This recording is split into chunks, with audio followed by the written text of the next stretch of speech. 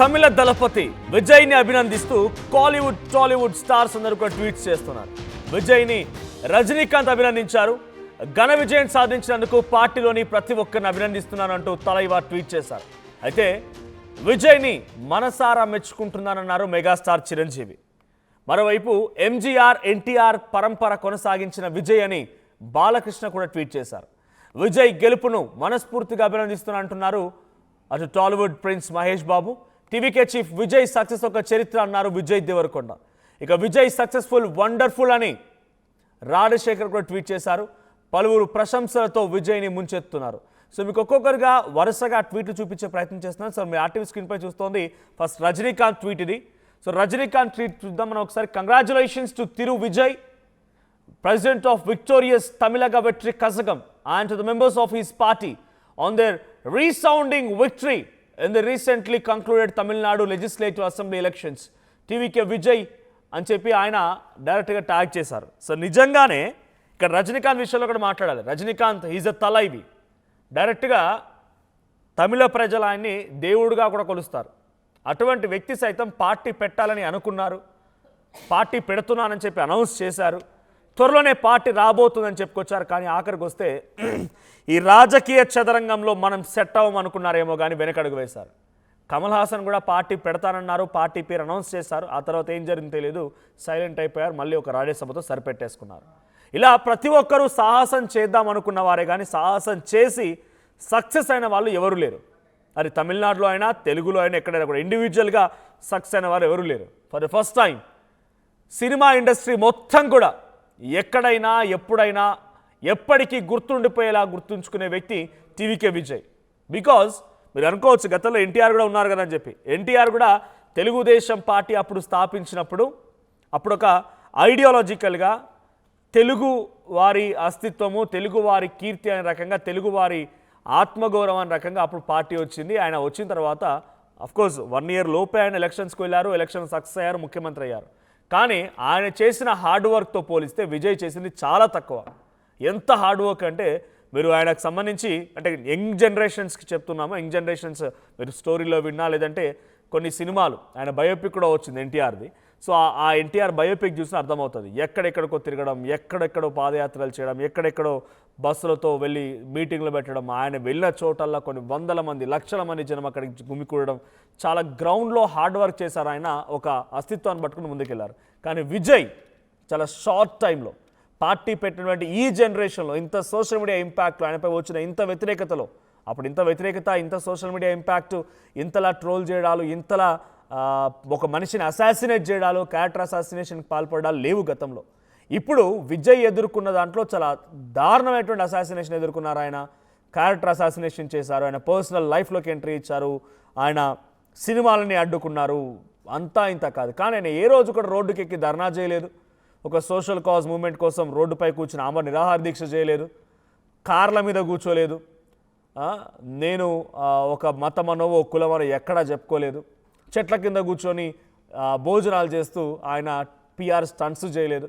జెన్యూన్గా what he is, ఆయన ఎలా ఉండాలనుకున్నారు అలాగే ఉన్నారు. పబ్లిక్ ఆయన విశ్వసించారు, ఆయన వైపు నిలబడాలనుకున్నారు, ఓటేసారి గెలిపించారు, ముఖ్యమంత్రిని కూడా చేయబోతున్నారు.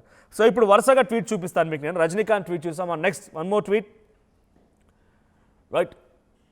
రైట్ ఒకసారి చిరంజీవి ట్వీట్ చూస్తున్నాం మనం. Yes, Chiranjeevi tweet, dear actor Vijay, hearty congratulations on this outstanding and well deserved victory in your first election.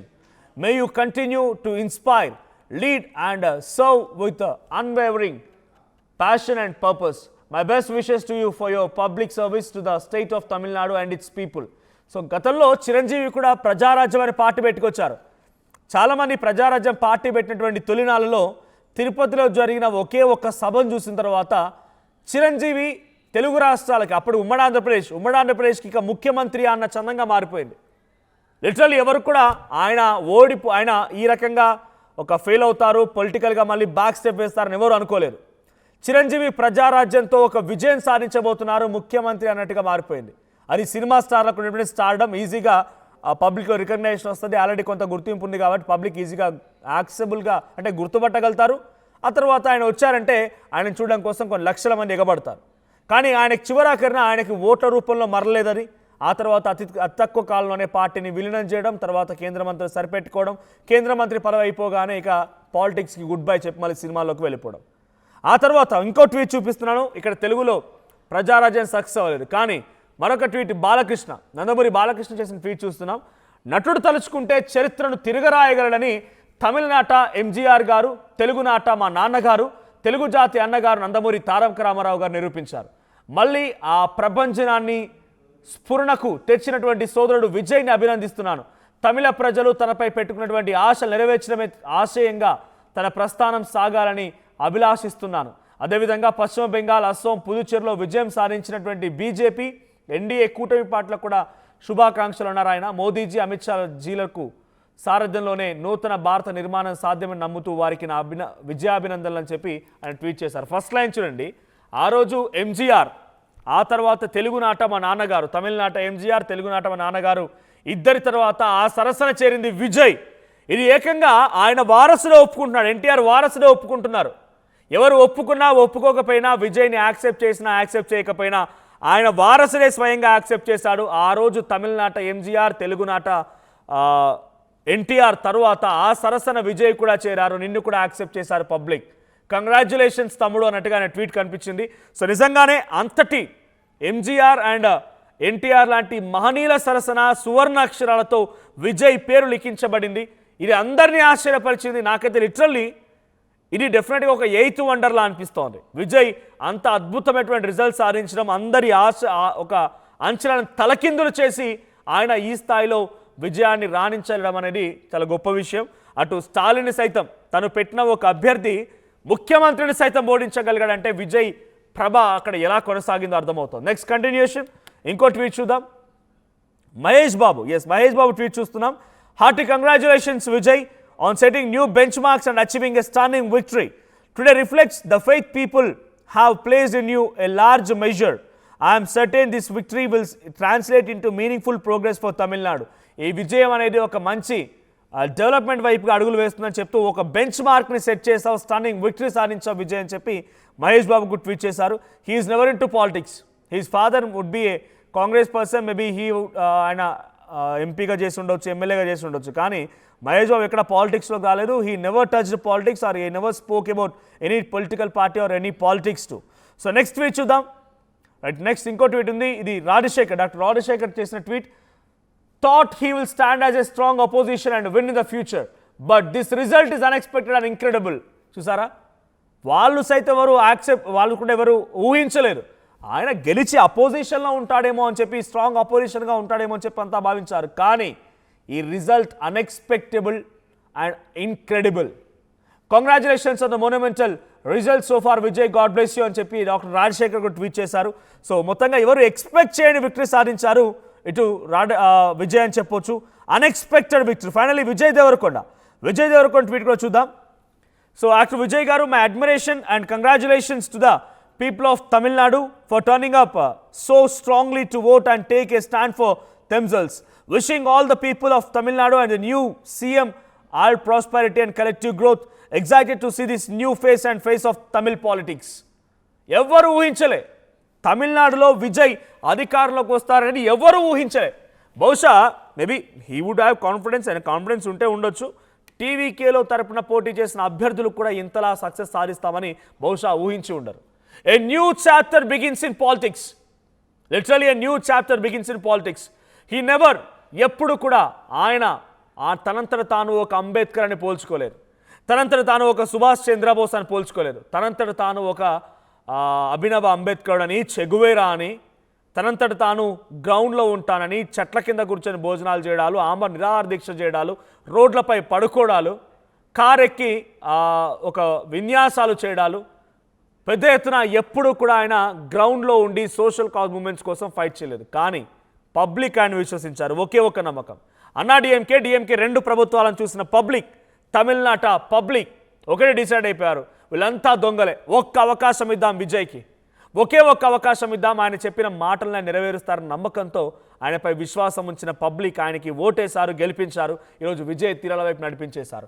ఏకంగా భారతదేశమే ఆశ్చర్యపోయే విధంగా ఎన్నో సంస్థలు, గొప్ప గొప్ప టెక్నాలజీ వీటన్నిటిని తలకిందులు చేస్తూ విజయ్కి తమిళనాడు ప్రజలు విజయాన్ని అందించారు. It's a great victory actually. So మరి తమిళ ప్రజలు ఆయన్ని విజయ్ తిరుల వైపు నడిపించారు. ఇంకా సుమారుగా ఆయన ప్రభుత్వాన్ని ఏర్పాటు చేయాలంటే మినిమం ఇంకొక 11 సీట్లు కావాలి. మరి ఎలా వస్తాయి, ఎవరి వైపు నుంచి ఆయన సపోర్ట్ తీసుకుంటారు, ఎవరు సపోర్ట్ ఇస్తారు, ప్రభుత్వాన్ని ఎలా ఏర్పాటు చేస్తారో చూడాలి. But as of now Vijay victory మాత్రం ఒక ఇట్స్ లైక్ ఏమంటారు, ఒక విజయ్ దుందుబి అనాలి. ఆయన ఒక స్టేట్మెంట్ పాస్ చేశారు డ్యూరింగ్ హిజ్ ఎలక్షన్ క్యాంపెయిన్. ఏమన్నారంటే, అడవిలో జంతువులు చాలానే ఉంటాయి కానీ సింహం మాత్రం రాజు, ఒంటరిగానే ఉంటుంది, ఒంటరిగానే పోరాడుతుంది, చావో రేవో తేల్చుకుంటుంది. దాట్స్ మీ. ప్రతి నియోజకవర్గంలో నేనే మీ అభ్యర్థి, విజయే మీ అభ్యర్థి అని గుర్తుపెట్టుకోండి. లేండి, మీరు డెఫినెట్గా ఏప్రిల్ 23న లేచి ప్రతి ఒక్కరు ఓటర్ కార్డు చేతిలో పట్టుకొని ఓటు వేయండి అని చెప్పి ఆయన మాట్లాడిన మాటలు ఇప్పటికీ బహుశా తమిళనాట ప్రజల్లో చెవిలో ప్రతిధ్వనిస్తున్నాయేమో. అందుకే ఆయన విజయాన్ని సాధించారు. బట్ చూద్దాం ఏం జరుగుద్ది. ఇంకా political scenario just 11 seats far away. But ఎటువంటి సపోర్ట్ ఇస్తోంది Congress, PMK, CPM, CPI, VCK, DMDK parties అనేది చూడాలి. సో బట్ ఎనీహౌ తమిళనాడులో ముఖ్యమంత్రి అభ్యర్థిగా ప్రమాణ స్వీకారం చేయబోయేది ఆయనే. విజయ్ అనే నేను తమిళనాట ముఖ్యమంత్రిగా ప్రమాణ స్వీకారం చేస్తున్నటువంటి ఈ పదం కోసం ఆయన ఫ్యాన్స్ చాలా ఉత్కంఠగా ఎదురు చూస్తున్నారు. అయితే చాలా వరకు సోషల్ మీడియాలో నేను చూసినప్పుడు, సో గతంలో సినిమా స్టార్లు పెట్టినటువంటి పొలిటికల్ పార్టీలకి ఆయన ఫ్యాన్స్ కూడా చాలాసార్లు తోడయ్యారు, యాజ్ లైక్ ఎన్టీఆర్, ఎంజీఆర్. కానీ ఆ తర్వాత ఈ జనరేషన్లో 20స్లో వచ్చినటువంటి పార్టీస్కి ప్రజారాజ్యం కానీ, పవన్ కళ్యాణ్, జనసేన కానీ, ఈ పార్టీలకి సినిమా స్టార్లు కమల్ హాసన్ కూడా ఈ పార్టీలు పెట్టినటువంటి పార్టీలకి ఆయన ఫ్యాన్స్ ఏమాత్రం తోడ్పాటు అందించలేకపోయారు, సక్సెస్ కాలేకపోయారు ఆ స్టార్లు కూడా. కానీ విజయ్ మాత్రం తన ఫ్యాన్స్ ఎంతలా అంటే నిజంగా ఆయనకు ఫ్యాన్స్ అసోసియేషన్ ఉంది, అనేక చారిటీ కార్యక్రమాలు, సర్వీస్ ఓరియంటెడ్ కార్యక్రమాలు కూడా ఆ ఫ్యాన్స్ అసోసియేషన్ ద్వారా చేపట్టారు. ఆయన ఫ్యాన్స్ ఎంత అద్భుతంగా ఇక్కడ ఈ ఎలక్షన్లో పనిచేయగలిగారు అని అంటే దీనికి తోడు చాలా అంశాలు విజయ్ గెలుపులో విజయ్ ఫ్యాన్స్, ప్రశాంత్ కిషోర్ స్ట్రాటజీ చాలా వర్కౌట్ అయ్యాయి. ఫైనల్లీ విజయ్ తిరుల వైపు నడిపించాయి. సో విజయ్ గెలుపుని మీరు ఎలా చూస్తారు కామెంట్ చేయండి.